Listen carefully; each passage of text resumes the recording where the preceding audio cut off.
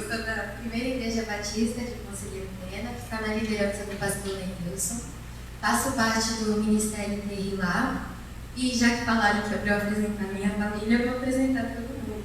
Eles vieram de Conselheiro Pena hoje, e nós devemos dar honra a quem merece honra.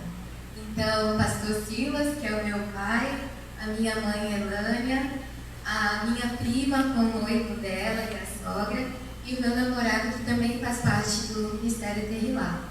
E nós estamos aqui muito felizes. Eu sempre fico muito feliz quando eu sou convidada para ministrar a palavra do Senhor, porque a palavra de Deus ela tem poder para mudar as nossas vidas, para mudá-las. Então eu quero te convidar para ir comigo sua Bíblia, no livro de Mateus. Mateus capítulo 7. Aumentaram, obrigada. Eu falo baixinho. Mateus capítulo 7. Nós iniciaremos lendo o versículo 13 e o versículo 14. Amém? Entrai pela porta estreita, porque larga é a porta, e espaçoso o caminho, que conduz à perdição. E muitos são os que entram por ela, porque estreita é a porta e apertado o caminho que leva a ela. E poucos há que a encontram. Ainda não feche sua Bíblia? Leia comigo agora o versículo 21, nós leremos do 21 até o 23. Nem todo que me diz Senhor, Senhor, entrará no reino dos céus, mas aquele que faz a vontade de meu Pai que está nos céus. Muitos me dirão naquele dia: Senhor, não profetizamos nós em teu nome? E em teu nome não expulsamos demônios? E em teu nome não fizemos muitas maravilhas? E então lhes direi abertamente: nunca vos conheci. Apartai-vos de mim, vós que praticais a iniquidade. Bom, sempre depende da forma que o Espírito Santo vai ministrar a palavra, a forma que ele vai me entregar. E dessa vez eu até comentei com a tia Bárbara que foi muito fácil, graças a Deus. E a palavra ela já veio assim praticamente pronta dele, gente, não precisou de muita coisa. E o que mais me chama a atenção nessa palavra é o seguinte: essas pessoas que irão se apresentar diante do juízo de Deus, elas falam o seguinte: Senhor, mas eu não profetizei? Eu não fiz isso, eu não fiz aquilo. Mas a palavra diz que Deus dirá a elas abertamente: apartai-vos de mim, porque nunca vos conheci. O real problema disso não é as obras. A palavra de Deus diz em Tiago que a fé sem obras ela é morta. Então nós precisamos sim trabalharmos na obra do Senhor. Mas o grande problema era que essas pessoas não eram conhecidas diante de Deus. E aí eu lembro que quando eu li isso, quando eu ouvi falar sobre isso, eu pensei assim: mas então como que eu faço para ser conhecida diante de Deus? Para eu não correr esse risco de chegar lá, né, e ele falar assim para mim: nunca te conheci. Como assim? Ele nunca havia conhecido aquelas pessoas que estavam fazendo a obra dele. Aquelas pessoas de fato fizeram, aquelas pessoas de fato profetizaram. Só que a questão era: será que elas fizeram com coração e com entrega diante de Deus? Agora eu vou te convidar rapidinho a abrir a sua Bíblia comigo em 1 Coríntios 8, versículo 3.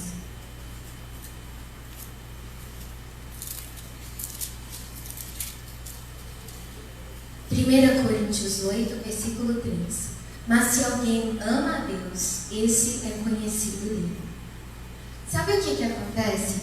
Todos nós estamos na igreja, nós estamos aqui, louvamos a Deus, tudo bem. Só que eu te pergunto, será que isso de fato é suficiente? Quando você tem intimidade com Deus, quando você se achega a Deus e quando você lê a palavra, você lê a respeito de muitos homens, mulheres de Deus, que eram usados com profundidade, com autoridade. Hebreus 11, por exemplo, vai te falar a respeito de muitos homens, muitas mulheres que foram usadas por Deus. E amém por isso. Mas quando nós estamos diante do nosso Deus, nós queremos ser conhecidos por Deus, certo? Certo? Então, o que nós precisamos fazer? Nós precisamos amar a Deus. E sabe quem que ama a Deus? De acordo com João 14, 21, é aquele que guarda os mandamentos do Senhor. Se nós amamos de fato a Deus verdadeiramente, queremos nos entregar a Ele, o nosso amor a Ele não pode se condicionar apenas a um sentimento. Ah, Senhor, hoje eu sinto que te amo. Hoje eu estou sentindo que eu estou amando a Deus. E E aí no outro dia você fala assim, Senhor, hoje eu estou meio assim, tá meio difícil, eu pequei, aí eu não sei se eu estou te amando tanto. Só que a questão é essa, João 14:21, quem ama a Deus deve guardar os mandamentos do Senhor. Nós que estamos aqui, a nossa vida não pode se condicionar apenas a cultos pontuais e achar que isso é o suficiente.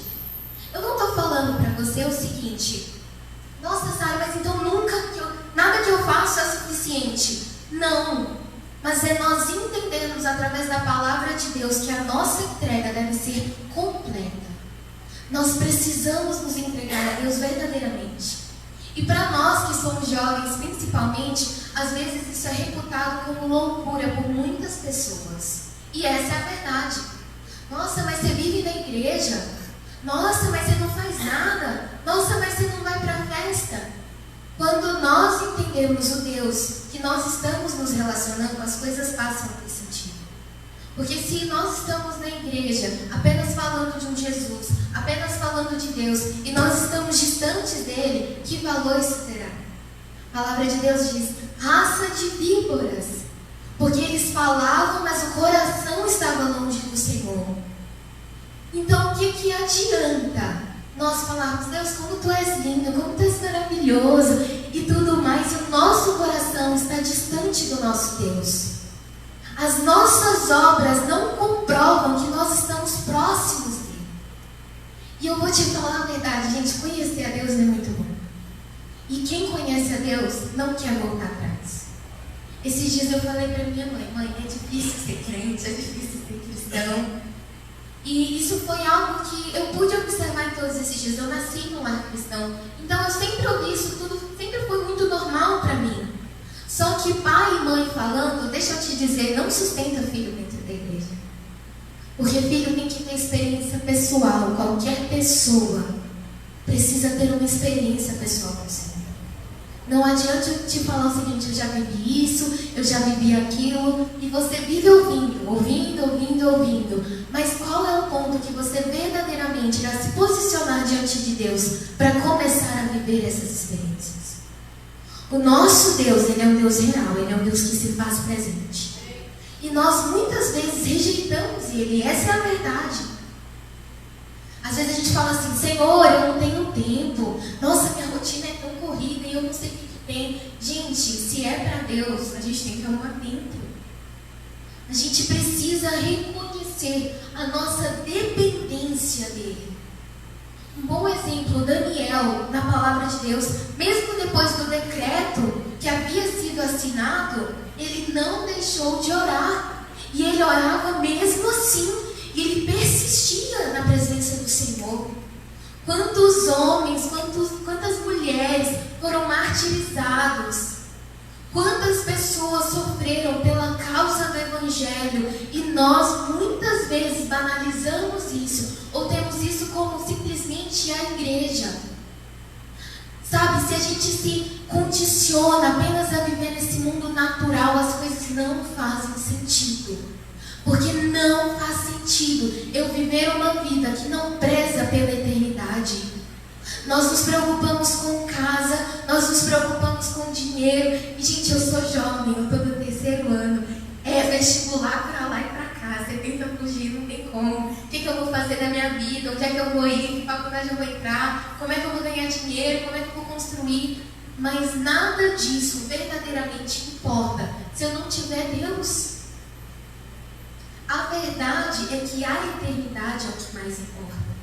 Hebreus 11 falava assim, que as pessoas que procediam daquela maneira, se entregando tanto a Deus, é porque elas se esperavam por uma pátria excelente. Nós não podemos viver somente assim, porque eu quero constituir uma família, porque eu quero estudar numa boa escola. Deixa eu te dizer, tudo isso vai passar. Uma hora passa. E a realidade vai bater na porta de cada um, que é estar diante de Deus. E será que quando eu estiver diante de Deus, Ele não vai me cobrar os talentos? Será que eu estou entregando verdadeiramente aquilo que Deus pediu para mim? Aí, esses dias eu ouvi assim, nossa, você prega, é muita coragem. Não, gente, é no medo mesmo, não é na coragem. eu vim nervosa mesmo, mas é fazer aquilo que Deus me chamou para fazer. Nós precisamos entender como chamados para Deus, nada menos que isso. Ler a Bíblia, vir aos cultos, amém que você faz isso, amém que eu faço isso, mas deve ter entrega, deve ter relacionamento, deve ter um amor pela eternidade. Gente, não é porque é meu pai, mas assim, ano passado nós vivemos uma experiência com Deus muito grande e é difícil não testemunhar sobre isso. Meu pai, ele teve que fazer uma cirurgia no coração, ele fez a primeira vez, mas acabou que porque ele tinha infartado, né? E ele não sentiu, gente. Então, assim, foi realmente a graça de Deus nos levando a médicos e tudo mais. Então, ele fez a primeira cirurgia, mas infelizmente ele teve uma hemorragia e teve que voltar para a sala de cirurgia. E eu estava na escola. Às 4 horas da tarde, minha mãe fala, olha, ele vai ter que voltar para a cirurgia. E aí, já bate aquela tensão, né? E eu lembro que, eu vou ser sincera, gente, eu fiquei com muito medo. E naqueles dias foi muito difícil, eu nunca me vi tão nervosa. Eu lembro que no banco do hospital as minhas pernas pulavam, de tão nervosa que eu estava. Eu só falava assim, Deus, não.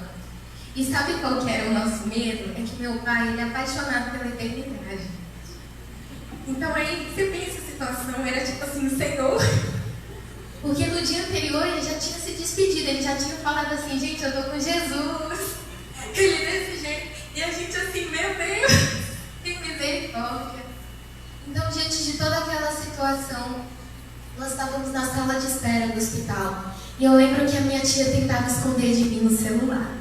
E eu li no celular uma mensagem da minha prima que falava que ele não tinha muitas chances de vida e já estava pedindo para poder chamar a família. E ali o mundo de pessoa desaba. E agora? E eu lembro que eu e minha tia, a gente sempre falou, vamos orar. E a gente começou a orar, eu tinha mandado mensagem para algumas pessoas da nossa igreja, começamos aquela oração. E muito medo, porque eu já tinha perdido uma pessoa muito especial para mim. Então eu sabia a dor que isso gerava. E eu lembro que quando eu olhava para a porta do hospital, eu sempre imaginava alguém vindo me falar assim, olha, ele faleceu, e eu já me preparava para a notícia. E eu e minha tia, a gente começou a orar. Foi 30 minutos orando, e no final eu lembro que a gente cantava assim, mestre, eu preciso de um milagre. Quando nós terminamos de orar, chega uma mensagem no celular que ele estava estabilizando. E foi uma semana, pensa numa semana intensa. Mas Deus, ele se mostra presente. E mesmo que o meu pai tivesse partido, Deus ainda continuaria se mostrando presente. Quando nós reconhecemos o Pai que nós temos, é muito difícil. Nós não queremos entregar a nossa vida a esse Deus. E quando eu falo entregar, é entregar verdadeiramente. Senhor, me direciona. Isso não é ser radical. Isso é entender o amor de Deus pela sua vida. Isso não é desperdiçar a sua vida, é ganhar ela. Eu falo com convicção, eu não me arrependo desta minha decisão. Se for difícil, se for fácil, eu não me arrependo. Porque realmente é difícil, então às vezes vem aqueles pensamentos sobre regressar, e eu falo assim para mim mesma, não importa. Se for muito difícil, se for muito fácil, eu não vou abrir mão. Eu não abro mão desse Deus. Nos meus dias bons ou nos meus dias ruins, eu não abro mão desse Deus, porque Ele não abriu mão de mim. Não abra mão de Deus. A palavra de Deus diz que a porta ela é estreita. E adivinha, nós somos pecadores. Mas se nós realmente amamos esse Deus, é por essa porta que nós iremos querer passar. Com renúncias, com dificuldades, com dores muitas vezes. Mas é nela que nós queremos. Aquelas pessoas não conheciam a Deus. Não conheciam porque não amavam. E se eu te perguntar hoje, você ama a Deus? E amar a Deus, irmãos, não é não pecar nunca, nós somos falhos. Nós contamos com a ajuda, com o direcionamento do Espírito Santo. A palavra de Deus diz a respeito da tentação que Ele mesmo nos ajuda. Ele abre uma porta de escape, nós podemos fazer isso. Mas amar a Deus é entender, Senhor, se eu pecar, Eu preciso do Senhor. Quando você peca, você não pode correr de Deus. Você tem que correr para Deus. Quando você acerta, você não pode bater no seu peito e falar: fui eu que fiz, olha como eu sou demais. É voltar para Deus e falar: Deus, foi o Senhor que fez mais uma vez. É uma vida de entrega. Então hoje, eu não sei porque eu estou batendo tanto nessa tecla, com certeza é o Espírito Santo. Mas é a respeito da entrega. Isso não é loucura. Deixa eu te falar que viver uma vida para Deus não é loucura.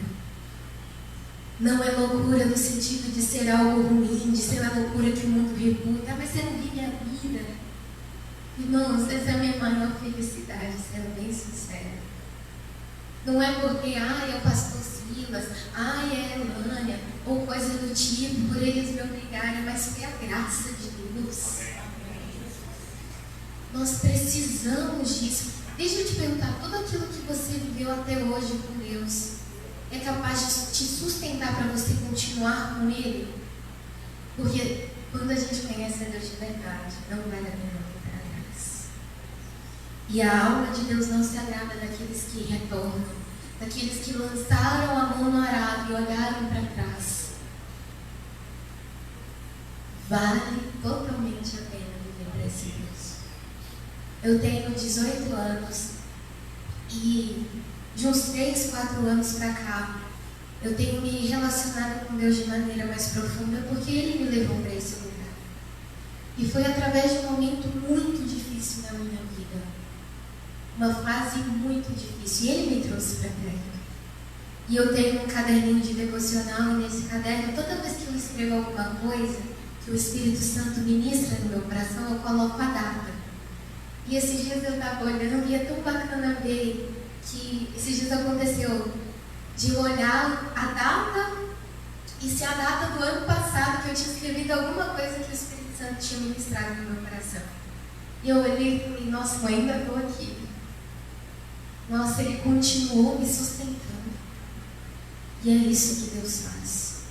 Não conheça a Deus somente por experiências de outras pessoas. É hora de você se posicionar para viver com Ele experiências pessoais. Porque eu posso falar para você: eu já vivi isso, eu já vivi aquilo, e eu posso ouvir também, mas enquanto eu não me achegar e eu experimentar, não vai me adiantar. Ser conhecido diante de Deus é amar a Ele. E amar a Ele é expor também todas as suas fraquezas. Irmãos, eu falo para Deus: ó Senhor, eu errei nisso, e eu fiz assim, não era para ter feito. Deus, eu preciso da sua ajuda. Mas a solução nunca é você virar as costas para Deus. Se Deus, Ele te chamou, Ele ter te chamado não é somente você estar no altar, você pegar o microfone, é muito mais do que isso. É o que você faz exteriormente também. É o que você faz na sua escola. É aceitar o chamado de Deus para a sua vida. É você falar da bondade do Senhor. É você viver a bondade do Senhor todos os dias. E vale a pena fazer isso. Porque tantos homens, você já parou para pensar nisso? Porque tantos homens na Bíblia abdicaram de tantas coisas. Moisés, quando Deus chama ele, gente, ele dá um monte de desculpa. Parece que a gente mesmo. Que é fácil a gente ler e falar assim: nossa, Deus estava chamando e ele estava dando desculpa. Só que aí quando Deus te fala assim: dá essa palavra para essa pessoa, aí você fala assim: não, é coisa da minha cabeça. Eu não vou não. Aí quando Deus fala para você assim: dá um abraço naquela pessoa, aí você fala assim: Senhor, vai me achar louca. Se eu for lá e fizer isso, o que ela vai pensar de mim? Testemunhe disso para essa pessoa. Aí o que você pensa? Não. Eu creio em ti, mas também não precisa ser para tanto. Eu já creio, né? Mas por que falar para as pessoas?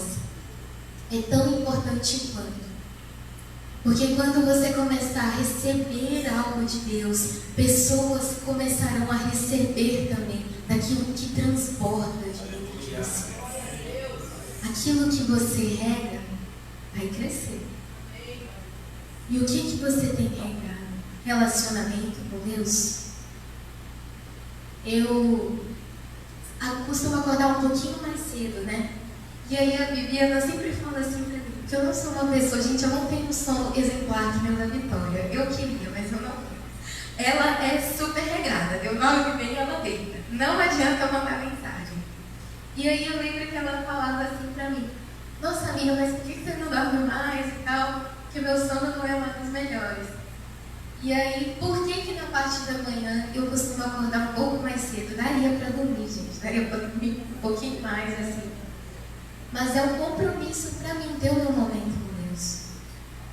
E às vezes, deixa eu ser sincera, gente, não é 30 minutos, não é 1 hora, não. É tipo assim, abrir a Bíblia ali, Senhor, vamos ler, vamos ler. E aí eu corro o olho na Bíblia, leio, às vezes é 10 minutos, às vezes é 15, quando é muito. Mas quando você faz de coração, Deus, Ele abraça isso. Foste fiel no pouco, sobre muito te colocarei. Mas nós queremos muito. Mas os grandes homens de Deus que você se inspira, o seu pastor, as pessoas que você vem aqui na frente, ninguém começa, gente. Ninguém começa já assim, ó, pregando e tudo mais. Depende. Depende do momento do Espírito Santo do que ele vai fazer. Mas às vezes é necessário você começar com aquele pouquinho que você tem. Os seus 5 minutos, os seus 10. E se você tem achado isso muito, a pergunta que eu quero te fazer é: você tem amado a Deus mesmo? Porque Ele não deixa de cuidar de você no seu dia a dia, né? Ele não acha que há muito tempo cuidando de você. A palavra de Deus diz: o guarda de Israel não dorme. E Ele não acha muito. Ele ouve um simples pedido que você faz para Ele, mas entregar 5 minutos é muito bem. 5 minutos já é um sacrifício. Nós temos amado esse Deus. Quem ama, guarda os mandamentos. Quem ama, busca. Quem ama, busca, nem que seja por 5 minutos no dia também. Quem ama, se relaciona. Talvez você que é casado, enfim, você convive com a sua esposa todo dia, você conversa com ela todo dia. Com Deus deve ser assim. Será que é normal para nós passarmos o nosso dia inteiro sem nem pensar em Deus? Sem pensar que estamos o agradando? Ou sem pensar talvez na bondade dele? Vamos ser sinceros, isso é normal? Para uma pessoa que diz que ama Ele? Não é. E por mais que a palavra seja dura, é o que nós precisamos. Porque para que venhamos a entrar pela porta estreita, para sermos conhecidos, nós precisamos amar. Deus conhece as pessoas que amam Ele. Eu posso fazer. Já pensou? Essas pessoas faziam, falavam assim para Deus: ó Senhor, mas eu fiz. E o que Ele responde? Apartai-vos de mim, porque nunca vos conheci. E de acordo com 1 Coríntios 8:3, Ele conhece as pessoas que amam. Então eu te convido, feche os seus olhos nessa hora e sinceramente assim, faça uma avaliação do seu coração, das suas atitudes. Se você tem verdadeiramente amado a esse Deus, se dedicado a Ele, faça uma oração sincera: Senhor, eu preciso melhorar. Ou se você tem amado, não pare, busque uma profundidade maior, até que águas comecem a transbordar, até que vidas sejam tocadas. Mas essa é a pergunta que eu te faço: você tem amado a Deus? Então eu vou te dar uns minutinhos e eu também vou orar a respeito disso. Diga para Ele aquilo que está no seu coração: Senhor, eu preciso melhorar, então eu preciso melhorar. Senhor, eu já tenho te amado, então eu quero te amar mais. Senhor, eu já tenho te buscado, então eu quero te buscar mais. Vou te dar esses minutinhos.